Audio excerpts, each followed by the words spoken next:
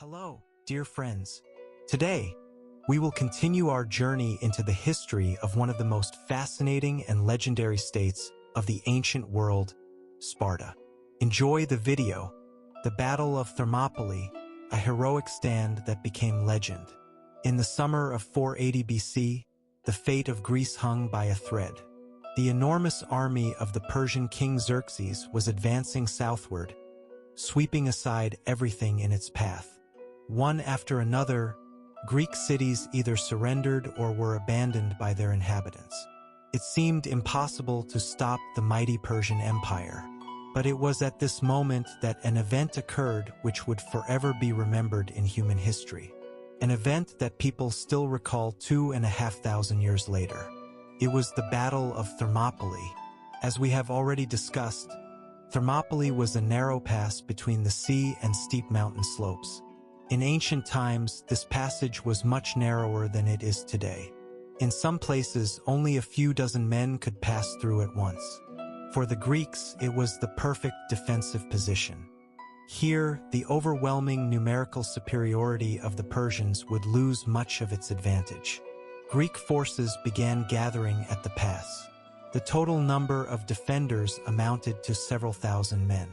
Among them were warriors from various Greek city-states. But one small contingent attracted particular attention. It was a detachment of Spartans. At their head stood King Leonidas.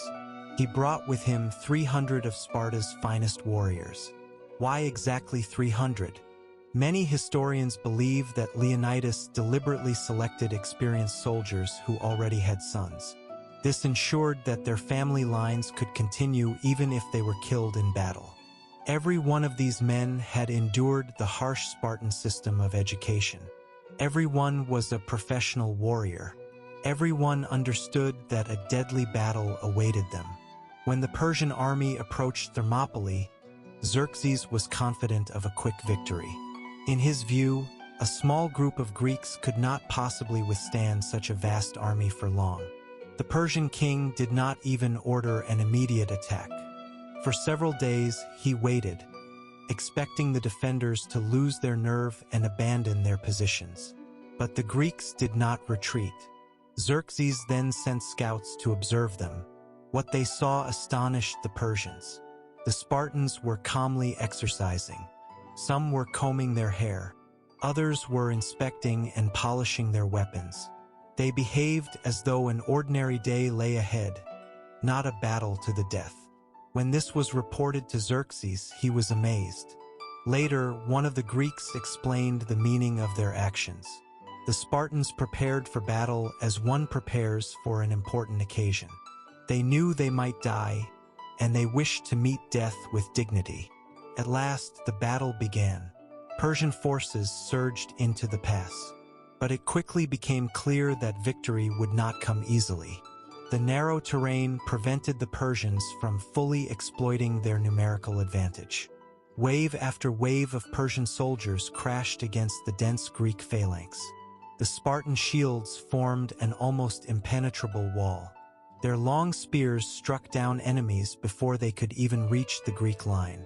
Throughout the first day, attack after attack was repelled. The Persians suffered heavy losses, yet the pass remained closed. The same thing happened on the second day. Xerxes committed fresh troops to the battle. Even his elite royal guard, known as the Immortals, failed to break through. The Spartans and their allies continued to hold their ground. For the Persian king, the situation was becoming a humiliation. His enormous army could not overcome a relatively small force of defenders. But on the third day, an event occurred that changed the course of the battle.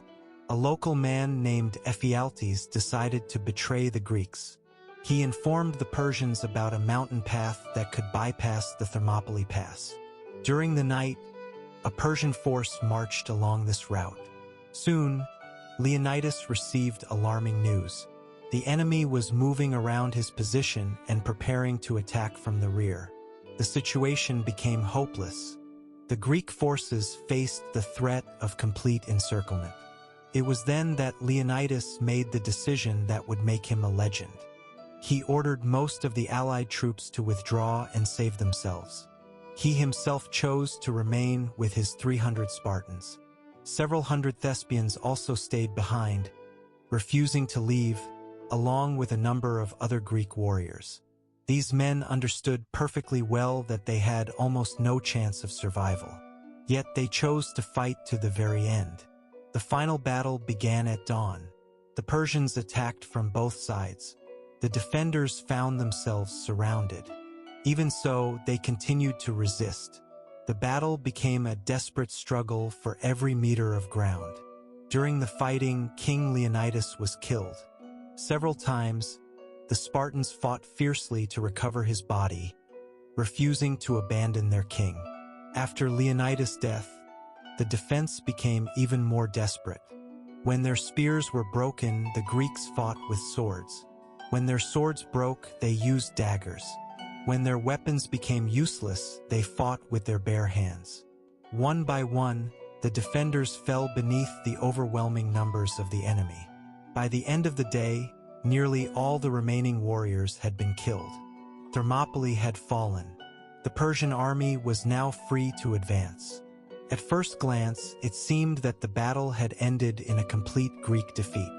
But history would prove otherwise. The sacrifice of Leonidas and his warriors had a tremendous impact on all of Greece. It showed that the Persians could be resisted. It inspired the Greek cities to continue the struggle. It became a symbol of courage, duty, and the willingness to sacrifice oneself for the freedom of one's homeland. Years later, a memorial inscription was erected on the battlefield. It became one of the most famous epitaphs in history. "Traveler, go tell the Spartans that we lie here, obedient to their laws." These words captured the very essence of the Spartan worldview. For them, duty to the state was more important than life itself. The stand at Thermopylae did not immediately stop the Persian invasion, but it bought valuable time for the Greeks to prepare for the battles that followed. Soon came new confrontations: the naval battle of Salamis, the Battle of Plataea. It was there that the course of the war was ultimately reversed. The Persian army was defeated, and Greece preserved its independence. Yet Thermopylae became the most famous episode of the entire conflict. Even after thousands of years, the names of Leonidas and his warriors continue to inspire people around the world. Following these events, Sparta reached the height of its glory. Its army was regarded as the model of military excellence, and its prestige among the Greek states grew as never before. But new challenges awaited Sparta. This time, the danger would come not from beyond Greece, but from within Greece itself. At the height of its power, Sparta, after the victory over Persia, after the heroic defense of Thermopylae and the subsequent Greek victories over the Persian Empire, Sparta found itself at the peak of its glory. The sacrifice of Leonidas and his warriors became known throughout Greece. Even those cities that had once viewed Sparta with suspicion now looked upon it with respect. For many Greeks, the Spartans had become the very symbol of courage and steadfastness in the face of overwhelming danger. However, victory over Persia did not bring lasting peace. On the contrary, once the war ended, a new struggle began, a struggle for influence within Greece itself. To understand what happened next, it is necessary to examine the situation that emerged after the Persians had been driven out.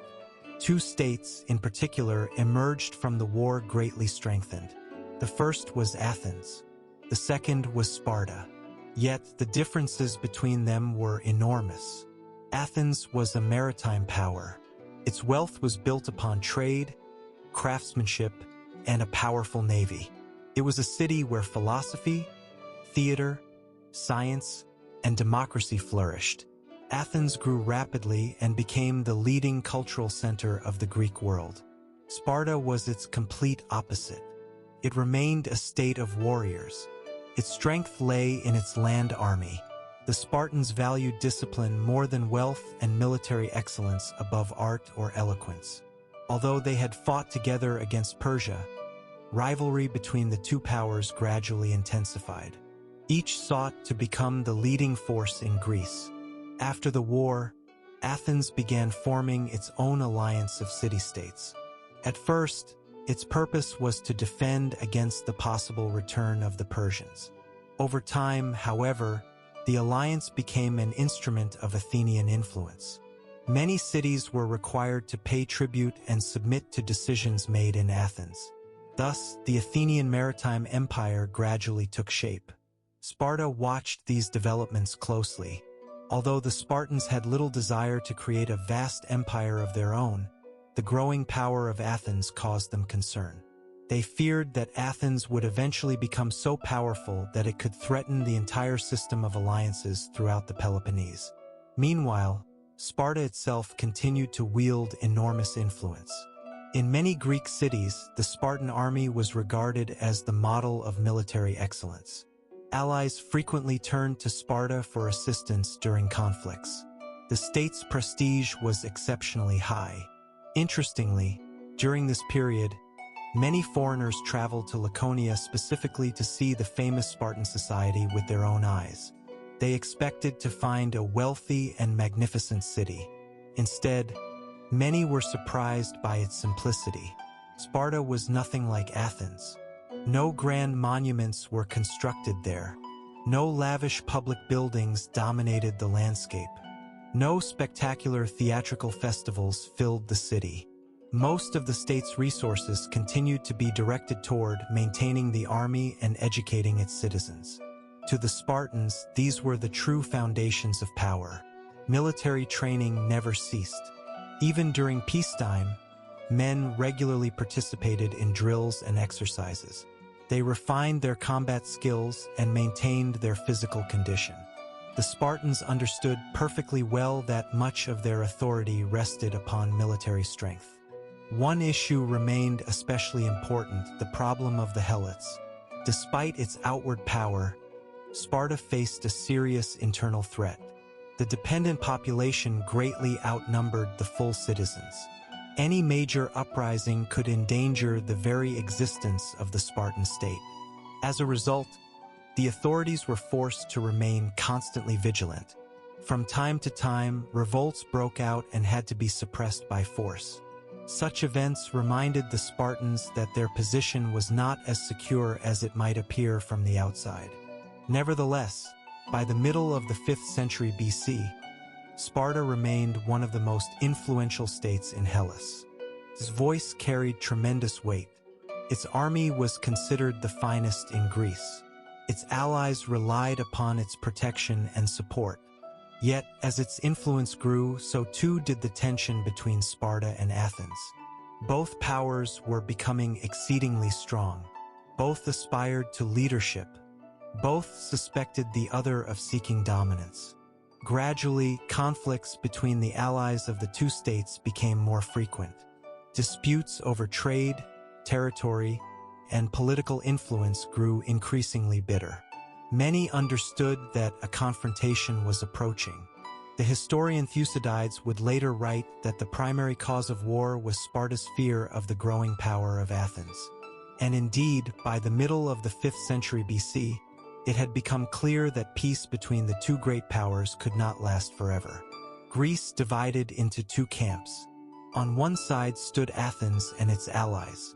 On the other stood Sparta and the states of the Peloponnesian League. Calls for war became more common. More and more people realized that a decisive clash was inevitable. Soon, a conflict would begin that would last nearly 30 years, bring immeasurable suffering to the Greek world, and forever alter the history of Hellas. This conflict would become known as the Peloponnesian War.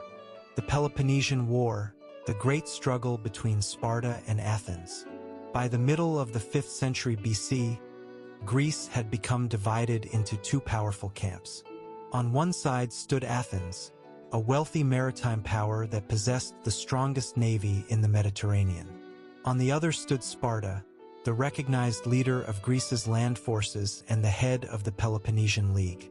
Both states were powerful. Both enjoyed the support of numerous allies.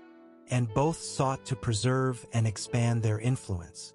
With each passing year, tensions between them grew stronger. Minor disputes between allied cities gradually developed into serious political crises. Diplomatic negotiations failed to produce results. Each side accused the other of violating agreements and attempting to establish dominance over all of Greece. Finally, in 431 BC, a war began that would become known as the Peloponnesian War. At the time, no one could have imagined that it would last nearly 30 years and become one of the most destructive conflicts of the ancient world. From the very beginning, it was clear that this would be an unusual war. The two opponents possessed entirely different advantages. Sparta had the finest land army in Greece. Its hoplites were considered virtually unbeatable in open battle. Athens, meanwhile, ruled the seas. Its navy consisted of hundreds of warships. As a result, each side sought to exploit its own strengths. The Spartans regularly invaded Attica, the region surrounding Athens. They destroyed crops, ravaged villages, and attempted to force their enemy into a decisive battle. The Athenians, however, avoided open confrontation. Following the advice of their leader, Pericles, the population of the countryside took shelter behind the city's massive walls. Food and supplies continued to arrive by sea. Thanks to its fleet, Athens was able to receive essential resources even while under siege. At first glance, the strategy appeared successful, but soon a disaster struck that no one had anticipated. An epidemic broke out within the overcrowded city. The disease spread rapidly among the inhabitants. People died by the thousands. Even the famous Pericles became one of its victims. The plague severely weakened Athens and damaged the morale of its population. Meanwhile, the war continued. Years passed.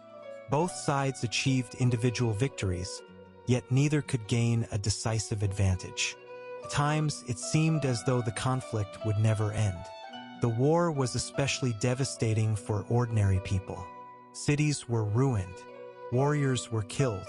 Civilians suffered. Many Greek city-states were forced to choose a side in the struggle. Before long, the conflict had spread throughout nearly the entire Greek world. Despite its harsh military system, Sparta also faced significant challenges. Long campaigns required enormous resources. The constant threat of a Helot uprising remained. Moreover, the Spartans lacked a powerful navy capable of effectively challenging Athens at sea. Over time, it became clear that victory would require a change in strategy. A major turning point came with the Sicilian expedition. In 415 BC, the Athenians decided to send a massive army and fleet to the island of Sicily. They hoped to expand their influence and gain new resources. Instead, the campaign ended in catastrophe. After prolonged fighting, the Athenian army was destroyed. Most of the fleet was lost. Thousands of soldiers were killed or captured. For Athens, it was one of the most devastating defeats in its history. Sparta immediately seized the opportunity. For the first time, it had a realistic chance of winning the war. One particularly important development was Sparta's cooperation with the Persian Empire. The Persians had once been the mortal enemies of the Greeks, but politics often creates unexpected alliances. The Persian rulers agreed to provide financial support for the construction of a fleet. For Sparta, this was of enormous importance. For the first time, it gained the ability to compete seriously with Athens at sea. One of the most talented Spartan commanders of this period was Lysander. He successfully organized the new fleet and achieved a series of important victories. His name quickly became known throughout Greece. Lysander understood that to secure final victory, the Athenian fleet had to be destroyed. That is exactly what happened in 405 BC at the Battle of Aegospotami. The Spartans inflicted a crushing defeat upon their enemy. Most of the Athenian ships were captured or destroyed. After this disaster, the situation of Athens became hopeless. The city was cut off from food supplies. famine began to spread. Its inhabitants realized that further resistance was impossible. In 404 BC, Athens surrendered. Thus ended the Peloponnesian War. After nearly 30 years of struggle, Sparta emerged victorious. At first glance, it seemed that Sparta had reached the height of its power. Its greatest rival had been defeated. Spartan influence now extended across much of Greece. Many cities acknowledged its leadership. The prestige of the Spartan army reached unprecedented heights. Yet serious problems lay hidden behind this outward triumph. The war had exhausted the state's resources. The number of full Spartan citizens was gradually declining. The economy faced growing difficulties. Furthermore, many allies were unhappy with Sparta's expanding influence. Victory brought glory, but it also created new challenges. The Spartans had won the war, but maintaining their dominance would prove far more difficult than achieving it. It would soon become clear that the age of Spartan greatness was beginning to draw to a close. The beginning of decline, why Sparta started to lose its power. After its victory in the Peloponnesian War, it seemed that Sparta had achieved everything it could ever have desired. Its greatest rival, Athens, had been defeated. The Spartan army was regarded as the strongest force in Greece. Its allies recognized Spartan leadership, and the name of the Spartan warrior commanded respect far beyond the borders of Hellas. Yet history often shows that the peak of power can also mark the beginning of decline.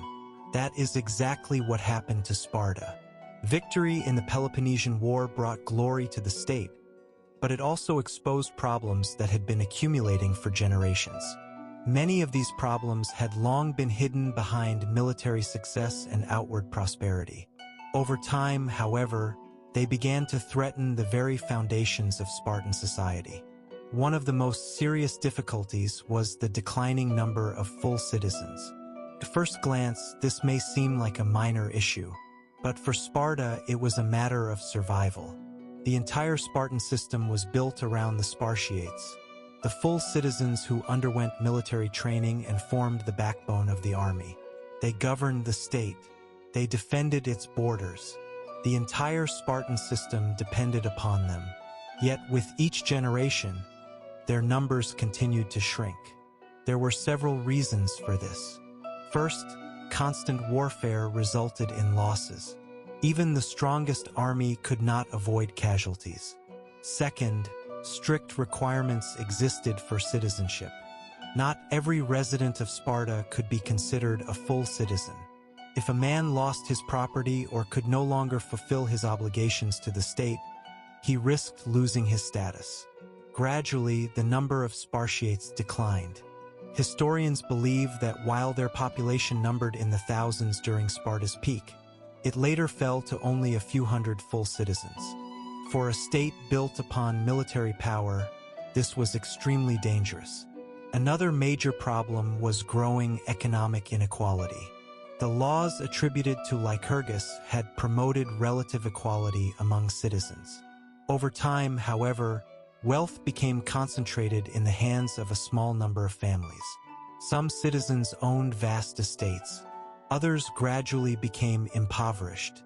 As a result, many people lost the ability to maintain the lifestyle required of a Spartan citizen. This further reduced the number of full citizens. The irony was striking. A state created to resist luxury and inequality gradually found itself suffering from precisely those problems. Another cause of Sparta's decline was its excessive reliance on old traditions. For centuries, the Spartan system had worked remarkably well.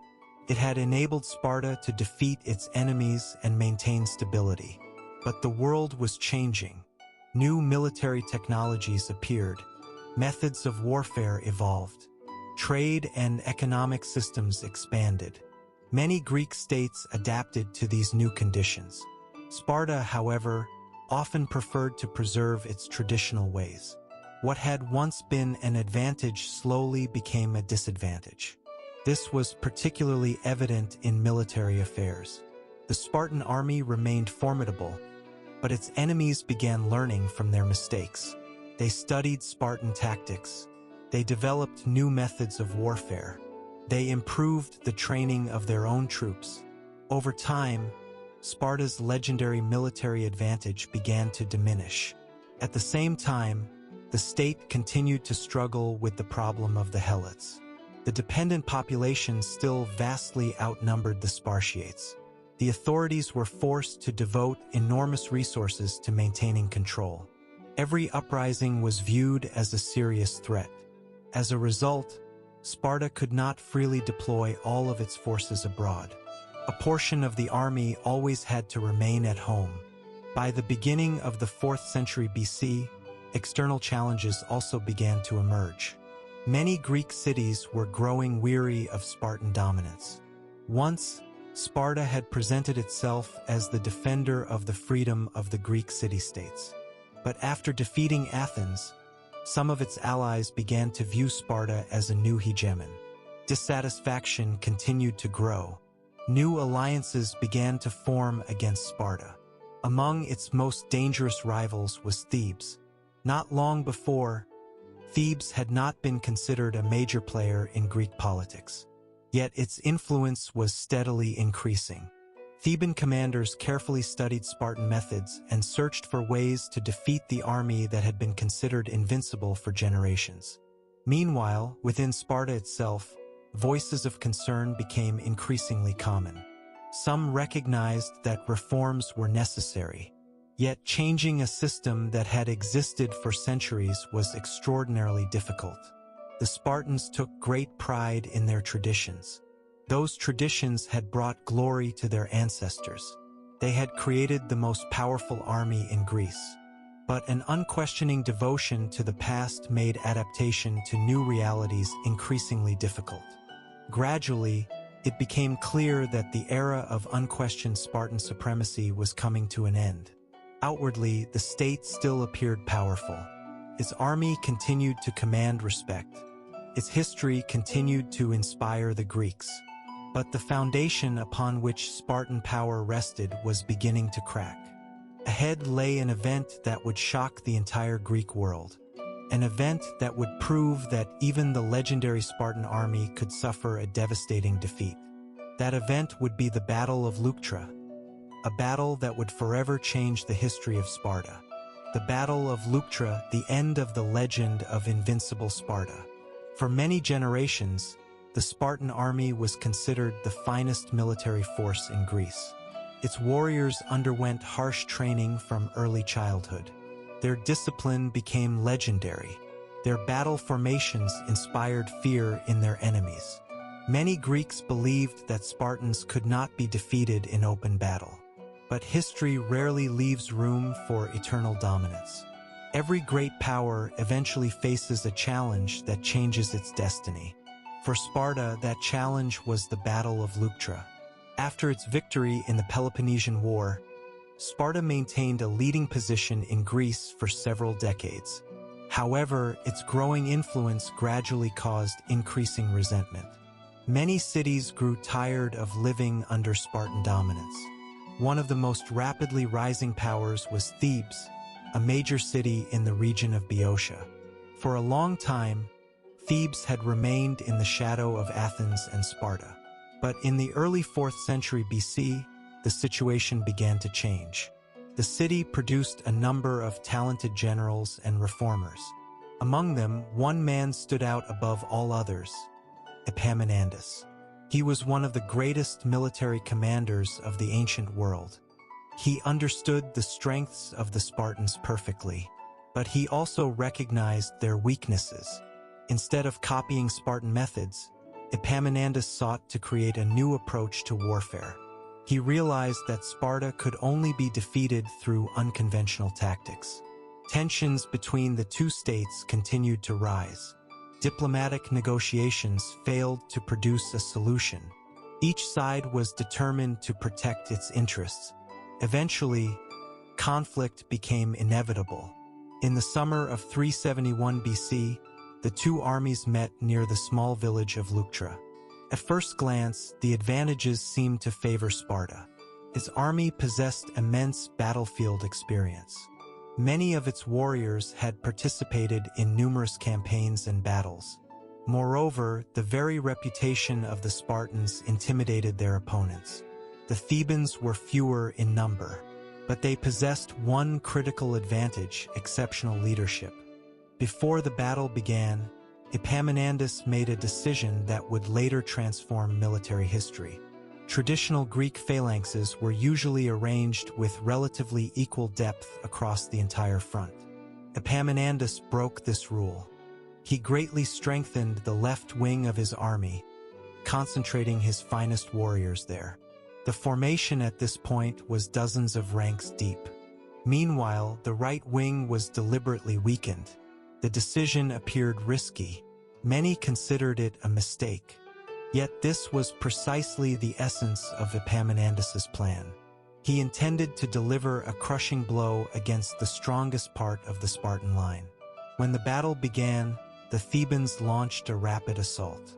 The powerful attack of their reinforced left wing crashed into Sparta's elite troops. A fierce struggle followed. The Spartans fought with their customary courage. But this time, the situation unfolded differently. The Theban attack was so powerful that the Spartan formation began to break apart. An especially devastating blow came with the death of the Spartan king Cleombrotus. His loss dealt a serious blow to the army's morale. Gradually, the Spartans began to retreat. To many contemporaries, what was happening seemed unbelievable. For the first time in generations, the famous Spartan army was being defeated in a major land battle. Soon, the retreat turned into a rout. The Thebans had achieved a decisive victory. When the battle ended, the consequences proved enormous. Hundreds of experienced warriors had been lost. For most states, such losses would have been severe but manageable. For Sparta, the situation was different.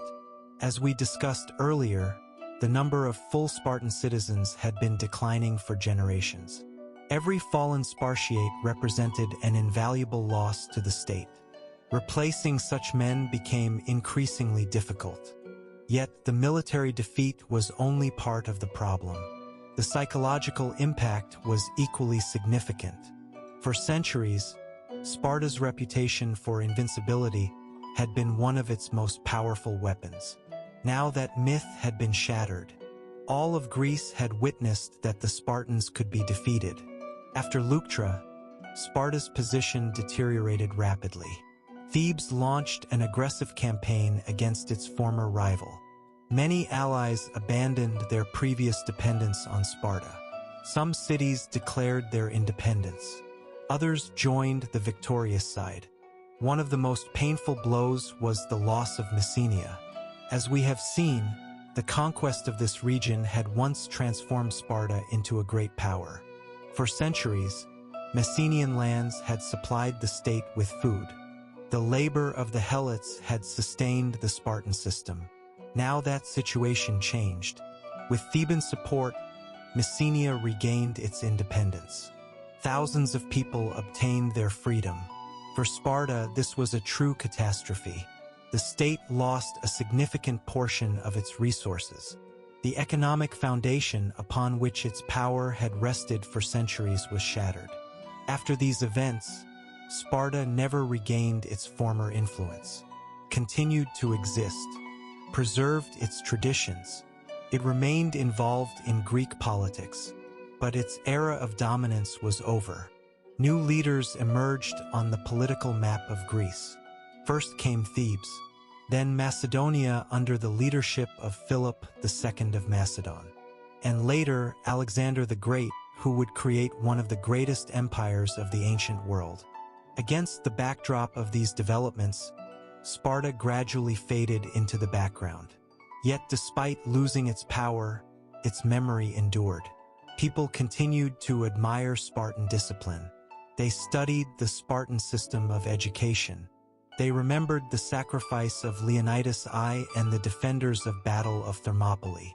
Sparta lost the struggle for power, but it gained something else. It became a legend. That is why, thousands of years later, we still talk about Sparta and continue to study its history. The legacy of Sparta, why it is remembered thousands of years later. After its defeat at Leuctra, Sparta never regained its former power. Decades passed. New states and new rulers emerged onto the historical stage. Greece fell under the rule of Macedon. Then came the age of the Hellenistic kingdoms. Later, the entire Greek world became part of the vast Roman Empire. Many once powerful states disappeared without a trace. Their cities were destroyed. Their rulers were forgotten. Their achievements faded into the depths of history. But something remarkable happened with Sparta. Despite losing its political influence, the memory of Sparta survived through the centuries. Why? What made this small Greek city-state so famous? The answer lies not in the size of its territory or its wealth. Sparta left behind an idea, and that idea proved stronger than time itself. The Spartans created a society founded on discipline, duty, and service to the common good. From an early age, citizens were taught to place the interests of the state above their personal desires. Courage was considered a virtue. Cowardice was regarded as a disgrace. Loyalty to one's comrades and homeland was viewed as a sacred duty. Of course, many aspects of the Spartan system may seem extremely harsh by modern standards. Most people today would hardly agree to live under constant state supervision. The Agoj training system was often strict and unforgiving. Personal freedom was frequently subordinated to collective interests. Yet it cannot be denied that these principles helped create a society that inspired admiration and respect for centuries. The event that left perhaps the deepest impression on future generations was the stand at Thermopylae. The story of King Leonidas and his 300 Spartans became a symbol of courage in the face of overwhelming odds. What fascinated people was not merely the battle itself. More important was the fact that the defenders knowingly accepted their fate. They understood they might die. They knew their chances of survival were almost non-existent. Yet they remained at their posts. Their sacrifice became an example of bravery for countless generations. Over the centuries, writers, historians, and philosophers repeatedly returned to the story of Sparta. This history was told in books, studied in schools, analyzed by military theorists. Many commanders throughout history sought to understand how such a small state had created such an effective army. Even the Romans, who conquered much of the known world, respected the Spartan legacy. They greatly admired Spartan discipline and military training. Interest in Sparta did not disappear in later centuries. During the Renaissance, scholars once again began studying ancient texts.